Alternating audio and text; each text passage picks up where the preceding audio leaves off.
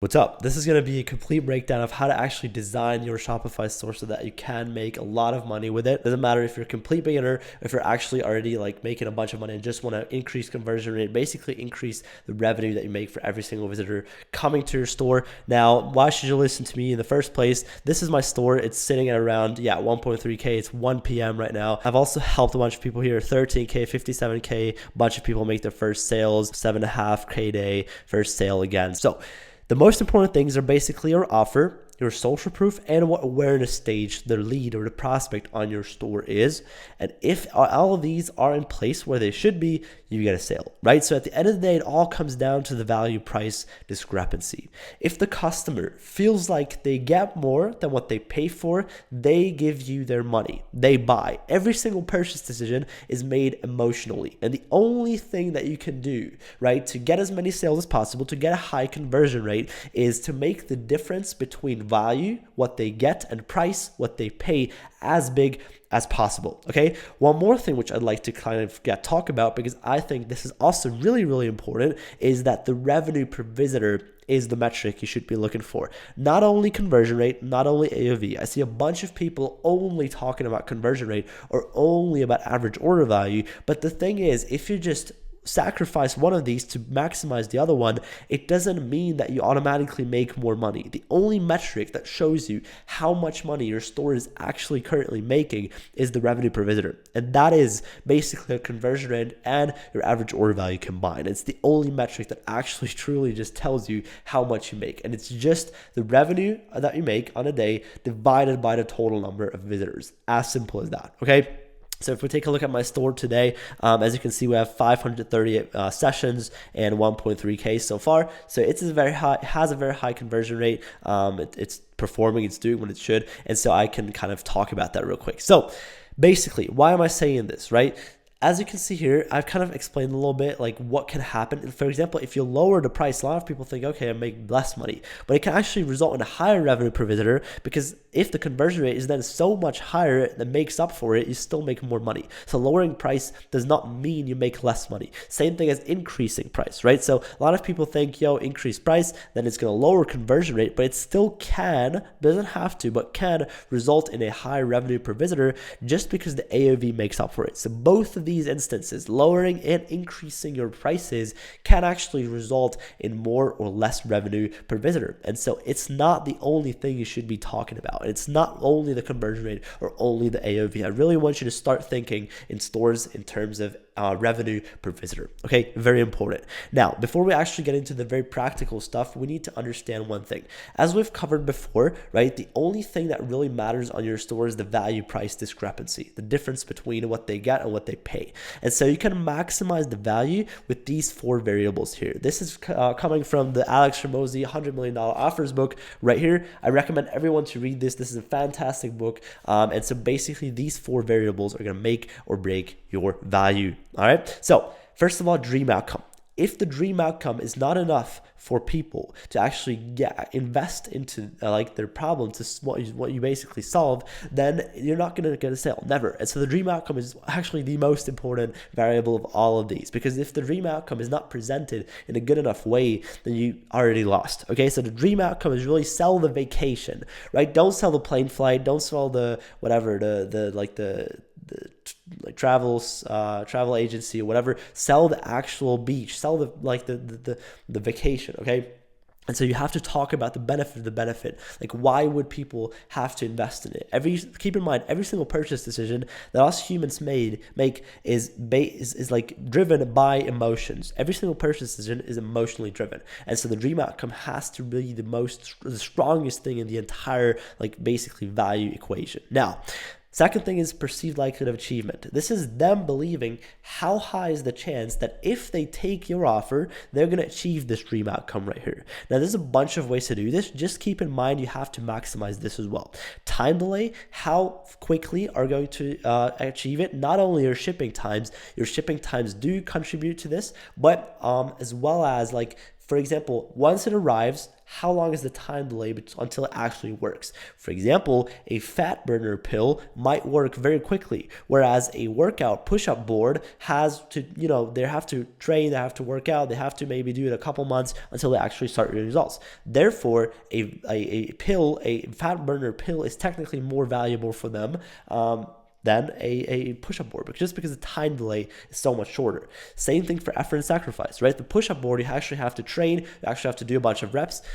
With the fat burner pill, just take it, and it's basically promising the same result. Therefore, again, more valuable, right? So if you minimize these two and maximize the top two, your offer is infinitely valuable. And so then you can basically also charge more and still get away with it. And it only has to be like, keep this in mind at all times, your perceived value at all times has to be higher than your price. And that is when you get a sale. And so if the value is above the price, is greater than the price, then you get a sale. However, if the value is the same as the price, you get no sale, just like if the value obviously is smaller than the price, you get no sale. But if your value is the same as your price, you get no sale. And you're probably asking yourself, why is that? The reason is that it's not only the dream outcome that actually contributes to this, because if you think that the value is the same as the price they probably buy, you're not thinking about all the other variables, because it still has a time delay. It's still an effort and sacrifice. They probably still have to use the product in some type of way and actually pay you money to get that dream outcome. Just like the perceived likelihood of achievement, they can never be 100% sure if they're actually going to achieve that. And so this is why the value has to be a lot higher than the price to actually get high conversion rates, okay? And the offer, to be honest with you, is the most important part of your entire store. So let's actually break down what makes or breaks a fantastic, perfect offer. So there's 2 steps to this, right? Offer structure and enhancements. Offer structures are basically our core offers, right? What is the actual price value discrepancy? What is the actual offer? What are you offering them? So my favorites are buy one, get one, can be a buy one, get one free, buy one, get two free, buy one, get one 50% off, whatever. You can also do low upfront, high shipping. You can do bundles with different high perceived value products, and you can also do a bundle discount, which means essentially bundling up the same product, and then giving discounts if they buy more. So if they buy one, you get them 30%. If they buy two, you 40%, 3, 50%, whatever. Okay, so you get the point. These 4 are my personal favorite offer structures. You should never only do a normal 50% off, because that's not good enough, okay? And what's important about offer structures is they can actually be combined. So for example, you could actually combine a buy one, get one free with a low upfront, high shipping. And that even is better, okay? So you should generally always be very creative at everything you do. Every step has to be different than all the others, and that's how you make money. All right, how do you enhance your offers? Basically, I have a couple ways to do that. I'm gonna break them down, and you should use all of these, okay? Free gifts, guarantees, scarcity, urgency, price anchoring, value stacking. Free gifts, you can do as many as you want, okay? So free gifts is actually giving stuff that actually makes sense to give to the offer, and to ultimately not sell a product, but just like we talked about, sell the dream outcome. And what other products are needed to achieve that dream outcome? Think about that. Now, guarantees, obviously people love guarantees, and this is going to be the reason why you really make a lot of money, right? Guarantees has to be very creative and very strong, and also be shown and presented very, very often, and also really, really hard. You have to push it onto them that you have a guarantee. Same thing with scarcity. Scarcity is basically limiting the stock. You have 2 ways of doing this. You can do this kind of unethically, which is actually just saying, we only have 7 pieces in stock. Or you could actually do this in an ethical way and say, we only have this offer or this specific free gift for the next 100 orders. That's up to you. That's not unethical. Same thing for urgency, putting a time limit to your sale. For example, a event like Christmas, Black Friday, Mother's Day, Easter, everything. Price anchoring essentially has to do with actually, for example, if you say a greater price before and then say a smaller number, right? That means they have the big number in mind, and then they say, oh, it's only whatever. So it's for example, if you show them $100 first for the 3 pieces, right, for the big bundle, right? And then they see, oh, it's only 30 for the product in general, but they only came for the product, so they're gonna take the $30 one. Then they see, oh, okay, it's only $30, right? So it's like a psychological thing. You should generally always do this, right? Value stacking has to do with the free gifts. Actually mention how much money is each free gift valued, okay? And that is just going to basically enable you to then, at the end of the day, add up, like stack all your values, stack all the prices, and then cross it through and actually just write the price in there. Again, kind of just a psychological thing, enhances the offer and gets you much more sales, right? And when it comes to the offer, what's really, really, really important is to A/B test it constantly and never stop split testing it. Like split tests are making or breaking your offer, because I want you to understand one thing.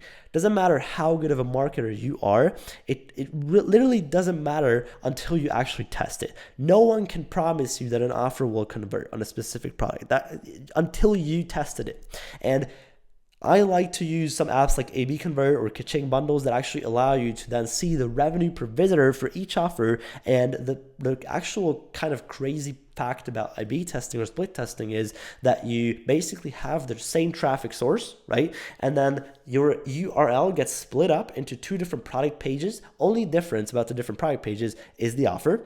And then you can just see, if you give them enough visitors each, which I'm going to talk about in a second, which one is making you more per visitor. And again, the only metric you should be looking for is the RPV, right? The revenue per visitor, not only conversion rate, not only average order value. Really important. All right, so now let's actually take a look at what a perfect setup of your product page should look like. This is probably what you guys all have been waiting for. How do you maximize conversion rate and average order value both in this? All right, so basically we start at the product images, and this is where most people already fail at, because they all have to do something. They all serve a purpose, whereas most people just copy and rip their competitor product pictures, or they just take some AliExpress ones and throw them on there. Maybe use some Canva magic erase thing to remove the competitor's logo, and that's it. All right, that's not how it works, right? And behind every single product picture, there's a purpose and there's psychology behind it, and all of them have to do something with the customer. The first one is always supposed to mention a part of the offer. I like to talk about guarantees or free gift, whatever just you feel like is stronger in your offer. If you have a very, very, very strong guarantee, then you should talk about the guarantee. If you have a free gift that is fantastic, then mention the free gift, right? Whatever you do, put like a scarcity or urgency factor to it, and then just mention that on the first product picture, right? Look at big brands, how all of them are doing this, if you actually want to know how to execute this. And what's also very important in the first product image, and that it has a quick loading speed. Now there's tools to check that by Google itself. It's not hard to check the loading speed of a specific website, but obviously since this is the very first media that people see, you have to get this one down. This one has to load up as quickly as possible. It should load up more quickly than the add to cart button, okay? And though bad loading speeds are like the number one reason why the conversion rates are pretty low, so you have to fix that. Second thing is explanation, right? So second image, explanation before, after, product in use. So this one has to actually showcase the people what this product does. So for example, you could show it in use, or before and after comparison,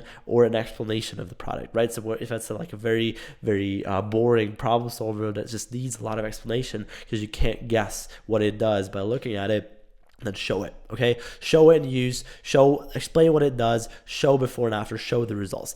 And then any product picture after that, right? So 3, 4, 5, and so on, all social proof, right? So like image after image after image, all of them really only social proof reviews, just positive feedback of your customers, or just authority for people that basically back up what you say, what you claim with proof. And that is really, really powerful and really important. And most people skip this. Most people don't have any reviews in their product pictures, and it's a big mistake because it works, because it freaking works. And it's very important to do so. Okay. So immediately after the product pictures, usually there's also next some type of social proof factor. So review stars, you could also put Trustpilot reviews in here, and then just mention how many happy customers you have. Okay, just pick a random number, to be honest. Naming, right? Most people don't talk about this, but your naming, the naming of your entire offer or your product basically is super important, right? So it's like it has to be some type of emotional triggering thing, because again, I'm going to remind you of that again. Every purchase decision is made emotionally. So this is really what you have to play into, right? I'd focus on 1 or 2 words, really keep it simple, keep it short. Don't put any emojis into the product title. That just looks very scammy and no one's really going to buy from that. So keep all these things in mind, right? Then we have the emoji benefits. And what's important about them is to not mention the technical benefits. That's a very, very big beginner mistake. What they do is they talk about the benefits of the benefits. They talk about like the technical benefits of a product. So an example for this, let's say you sell like a retro camera, right? And the purpose of that is that, people can actually take nostalgic looking pictures and it reminds them of like 2005 looking product, not product pictures, that's just random family picture or whatever. And then the technical benefit, which most people, like beginners, would write here in the emoji benefits, is like, oh, this has 64 gigabytes in storage. Oh, the battery lasts for like 5 hours. People don't give a shit about that, right? They don't care. What people actually care about is the benefit of the benefit. So why is it good that your camera can actually have 64 gigabytes of storage? Well, because people can take more videos, more pictures with their families, whatever, sell the vacation, right? So it's like they can take more videos before even changing up the SD card, for example, right? So what would be the battery thing? Well, you can take it everywhere. You can go outside. You don't have to worry about battery when you take your nostalgic pictures. Write about the emotional, right? About the benefit of the benefit of the benefit of the benefit, right? So go deeper and deeper until you're at the deepest human desires. And this will convert. And this will change a lot, actually, in terms of conversion rate optimization. So next thing, the offer, right? So obviously, as we talked about before, a very important part of the entire thing. This is the right place to put your offer in there. And then below that, just a normal call to action, probably going to be your add to cart button. Now, if you put in like a payment icons below that, doesn't really matter. For me personally, hasn't really made a big difference. Usually I just have the add to cart button in there, no other Shop Pay or Apple Pay, just a normal add to cart button. And then below that, you start to actually treat your page like a sales funnel. Right? What does that mean? Now, I mentioned awareness stages in the beginning up here, if you remember, and now I'm going to break down what this really means and why this is so important, right? So there's 5 levels of customer awareness. There's most aware people, product aware people, solution aware people, problem aware people, and unaware people. And all of these people, like the more unaware an audience is, a person is, the more he needs to actually convert, and also the more people are in that audience, right? So most people obviously have no idea have no clue who you are, about the solution you sell, even about the problem that you solve, right? So there's like problem aware, which know the problem, which kind of just don't know how to solve it or if they should even solve it. Solution aware people are just comparing different solutions. They're already aware of different products. They just don't know which one to pick yet. Product aware people have already decided for a specific solution, a specific product, but they're just comparing different competitors for that product. And most aware people just are people that basically need to be reminded again. And so the funnel means you take people from each awareness stage and move them up until they're ready to buy, right? And the more down they scroll on your page, the more unaware they are, because the more they need. And so the more down they scroll, the more you have to actually give them, right? So on the top of the website is just for most aware people, right? You just slap their offer in their faces, right? For most aware people, that's enough. If you record your visitors on your store with an app like Vitals, for example, you will see that people, like a lot of people actually just click on the ad and then already click on the add to cart button without even scrolling down and just buy. A lot of people do that. Those people were most aware. For those, it was enough, right? Product aware people might actually, take a look at the emoji benefits a little bit closer, a little bit about the social proof about the reviews, right? And then they decide to buy. Solution aware people need a much more explanation already, okay? Problem aware people, obviously, they need to be reminded why they should even solve the problem in the first place, right? So you need to not only remind them of what happens if they buy, you have to also remind them what happens if they don't buy, the cost of inaction, right? And completely unaware people might need an extra discount code or mention the guarantee again below the reviews. And basically the cool thing about this is you can basically make this again and again and again and again and again and make your product page infinitely long, right? So you could have like a very, very long product page. I've seen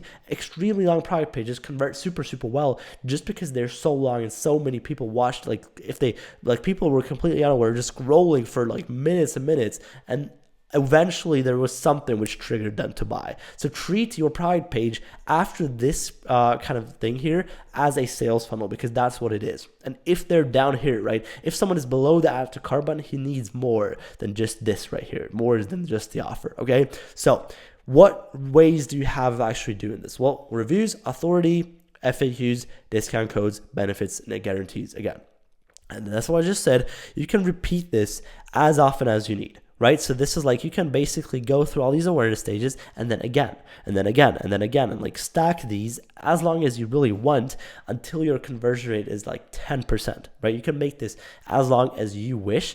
And the cool thing is making it longer won't hurt your conversion rate, because people who are up there, like they don't scroll that far down, right? No one who scrolls far down and say, oh, this is too long, I'm not going to buy. No, they're all going to buy eventually. So if the longer you make it, the more you give yourself the chance so that actually people buy, if that makes sense, right? Okay, so last two things that I want to give you in this video, right? Because I think these two pieces of advice are very important.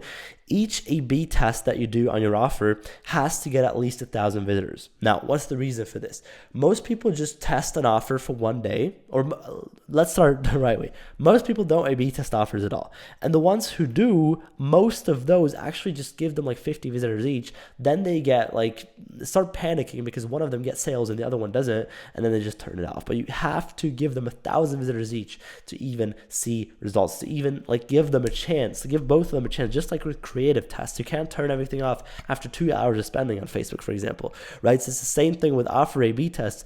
Give them equally the same chance, right? Obviously, if one of them doesn't convert at all, doesn't get any add to carts, you can turn it off sooner. But even if that happens, I would wait at least 200, 300 visitors before I'd even turn off something, okay? Else you're just not giving yourself enough of a chance for that offer to actually work, okay? And one very important factor is that your ads massively influence your conversion rate. This is something which most people don't know, and I recommend having a custom column on your ads, which is your conversion rate, right? And like most people, again, they only look at click-through rate. They only look at like the CPMs, the CPCs, whatever, the cost per acquisition. But what most people don't look at, first of all, is hook rates, hold rates, and everything in between, and then conversion rates, because every ad converts on a different level. And sometimes you get super cheap traffic, but oftentimes what happens is cheap traffic often comes hand in hand with low traffic quality, which means even if it's cheap, it evens out because the conversion rate is super low of an ad, right? So it's not only the website that determines your conversion rate. This is very important. Some ads are super high converting because you can position yourself as the brand, but they're just too expensive because you did that too much. You were too salesy. So you have to find in your ads a way to be not too salesy, right? But also like salesy enough, right? And that's the sweet spot, which is so hard for most people to find. The goal is not only to get cheap traffic. This is really the biggest misconception right now in e-com. Everyone thinks if you have low CPCs, the ads are finished. That's not it. Like the ads also need to have, like every ad has a conversion rate, a different one, right? And that does not only depend on your website, on your offer. So keep that in mind, actually test stuff on there as well. Split test stuff on your ad side of things as well, right? So the main takeaway of this video is to be creative, to do more, just put in more volume, put in more work. And that was pretty much it for this video, guys. I hope I could help you out a little bit. Write your main takeaway into the comments right now. And I want to say thank you for giving me your time and your attention, which are your most important assets. I wish you a beautiful day.